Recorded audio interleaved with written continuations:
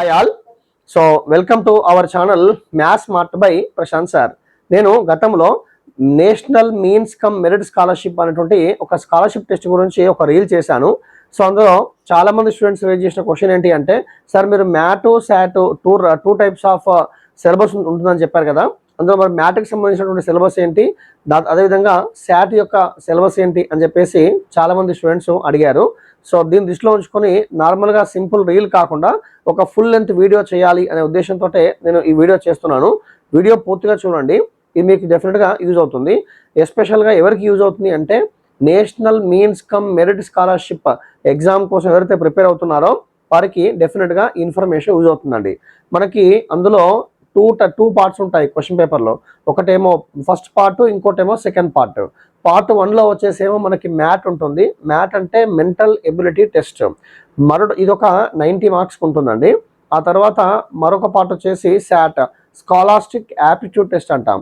ఇందులో ఏముంటుందంటే 7th class మరియు 8th క్లాసు ఈ రెండు క్లాసుల యొక్క కాన్సెప్ట్స్ని బేస్ చేసుకొని సైన్సు, సోషల్, మ్యాథమెటిక్స్ అంశాలు ఉంటాయండి.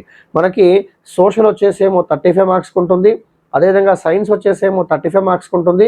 చివరగా మ్యాథమెటిక్స్ ఏమో 20 మార్క్స్కి. ఈ విధంగా 35, 35, 20 90 మార్క్స్కి శాట్ పేపర్ ఉంటుంది. మరొక 90 మార్క్స్కి మ్యాట్ పేపర్ ఉంటుంది. ఈ మ్యాట్ అంటే గుర్తుంచుకోండి, మెంటల్ ఎబిలిటీ టెస్ట్. ఈ మ్యాట్ వచ్చేసి not only for the scholarship test, మీరు ఫ్యూచర్లో రాయబోయేటువంటి, ఒకవేళ మీరు గతంలో నవోదయ రాసినా లేదా ఫర్దర్గా ఇక ఏ రకమైనటువంటి కాంపిటేటివ్ ఎగ్జామ్స్ రాసినా కూడా ఈ మ్యాట్ సిలబస్ చాలా యూజ్ అవుతుంది.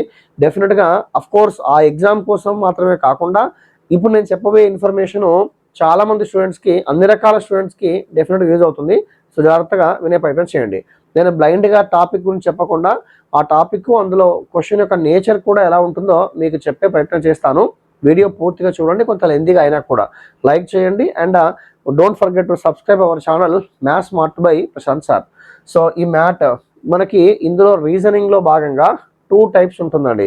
ఒకటేమో వర్బల్ రీజనింగు, మరొకటేమో నాన్ వర్బల్ రీజనింగు. సో మనకి ఈ వర్బల్ రీజనింగ్లో ముఖ్యమైనటువంటి చాప్టర్స్ చాలా అంశాలు ఉంటాయండి. కానీ మన కాంపిటేటివ్ ఎగ్జామినేషన్ పాయింట్ ఆఫ్ వ్యూలో గతంలో అయినటువంటి ఈ ఎగ్జామ్ సిలబస్ కనుక మనం చూసినట్లయితే దాన్ని బేస్ చేసుకొని నేను ఈ టాపిక్స్ని మీకు ప్రొవైడ్ చేస్తున్నాను. ఓకే, సో మనకి అన్ని రకాల అంశాలు ఇందులో కవర్ అవుతాయి, కానీ ఎక్కువ మార్క్స్, ఎక్కువ weightage, smart work is important కదా, ఆ పాయింట్ ఆఫ్ వ్యూలో నేను మీకు ఇచ్చే ప్రయత్నం చేస్తున్నాను. So the most important chapter, first chapter వచ్చేసి దాన్ని నెంబర్ సిరీస్ అంటామండి. నెంబర్ సిరీస్ లాస్ట్ ఎగ్జామినేషన్లో ఈ టాపిక్ నుంచి మనకి ఒక 10 బిట్స్ వచ్చాయండి. నెంబర్ సిరీస్ ఎలా ఉంటుంది? నెంబర్ సిరీస్ అంటే, ఫర్ ఎగ్జాంపుల్ కొన్ని నెంబర్స్ యొక్క సమూహం ఇస్తాడు. ఫర్ ఎగ్జాంపుల్ ఇలా ఉంచుకోండి, సింపుల్గా మీకు అర్థం కావడం కోసం చెప్తున్నాను. 2, 4, 6, 8, డాష్. ఆ విధంగా సింపుల్గా, అంత సింపుల్గా ఉండదు, మీకు అర్థం అవ్వాలని చెప్తున్నాను. ఆ విధంగా ఆ క్వశ్చన్ మార్క్ ప్లేస్లో వచ్చేటువంటి వాల్యూ ఏంటో మనం ఫైండ్ చేయాల్సి ఉంటుంది. దీని ఏమంటామంటే నెంబర్ సిరీస్ అంటాం. ఇందులో రకరకాల కాన్సెప్ట్స్ ఉంటాయి, అవన్నీ కూడా మీకు రాబోయే రోజుల్లో నేను చెప్పే ప్రయత్నం చేస్తాను. ఇది నెంబర్ సిరీస్. తర్వాత మరొకటి వచ్చేసి లెటర్ సిరీస్ అండి. నెంబర్ సిరీస్ తర్వాత మరొకటి వచ్చేసి లెటర్ సిరీస్. ఈ లెటర్ సిరీస్ దేన్ని బేస్ చేసుకుని ఉంటుంది అంటే, ఇంగ్లీష్ ఆల్ఫాబెట్ని బేస్ చేసుకుని ఉంటుందండి. మనకి ఇంగ్లీష్ ఆల్ఫాబెట్ వచ్చేసి మొత్తం A to Z 26 లెటర్స్ ఉంటాయి.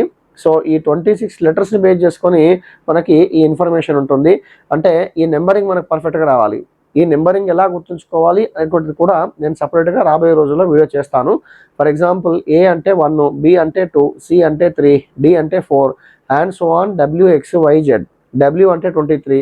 ఆ విధంగా మీరు ర్యాండమ్గా ఏ లెటర్ ఇచ్చినా సరే దానికి సంబంధించిన కరస్పాండింగ్ నెంబర్ని మీరు చెప్పగలగాలి. ఫర్ ఎగ్జాంపుల్ I అంటే 9, K అంటే 11, C అంటే 3, F అంటే 6, T అంటే 20. సో ఈ విధంగా ఏ నెంబర్ ఉన్నా సరే, ఏ లెటర్ చెప్పినా సరే ప్రాపర్గా మీరు చెప్పగలగాలి. దీని నుంచి కూడా గుడ్ నెంబర్ ఆఫ్ క్వశ్చన్స్ వస్తాయి.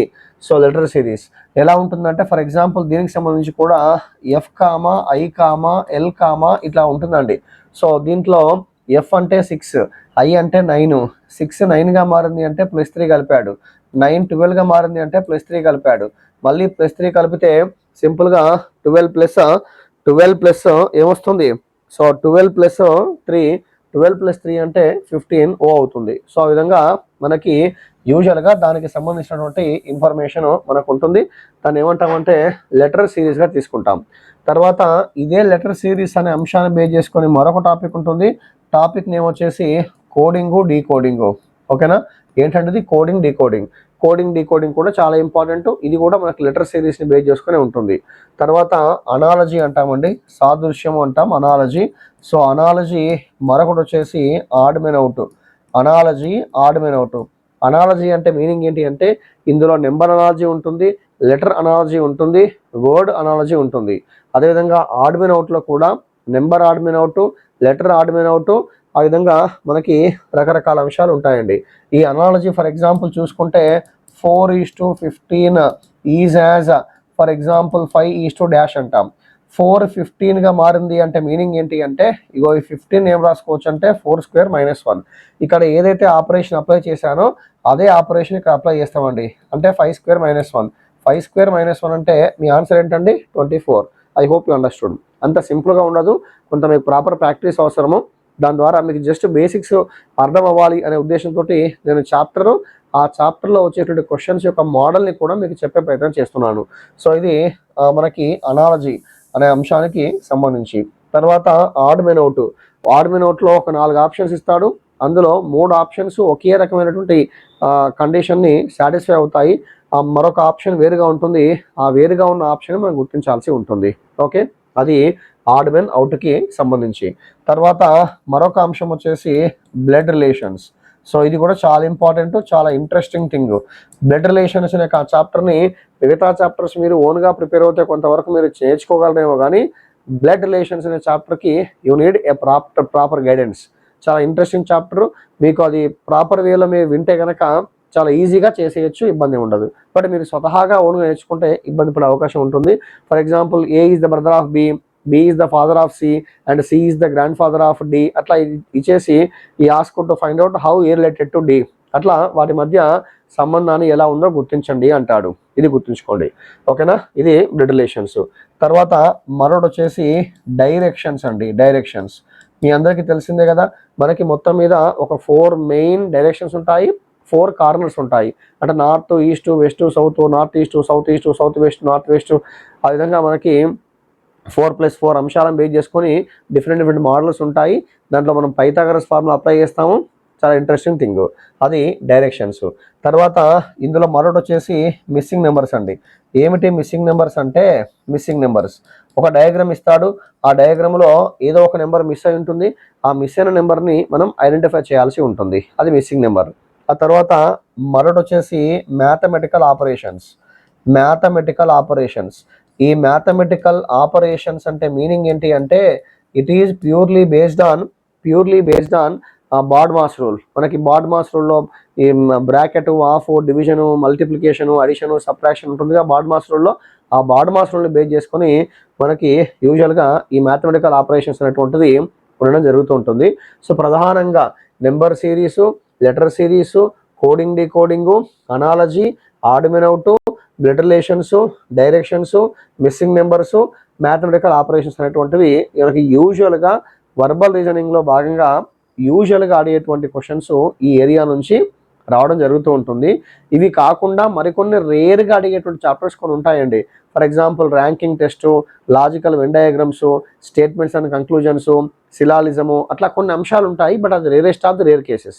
సో కాబట్టి ఇది గత ప్రీవియస్ ఎగ్జామినేషన్స్ మనం మోడల్ పేపర్ని గమనిస్తే ఇది మీకు క్లియర్గా అర్థమైపోయి ఉంటుంది. ఇది మనకి యూజువల్గా వస్తాయి.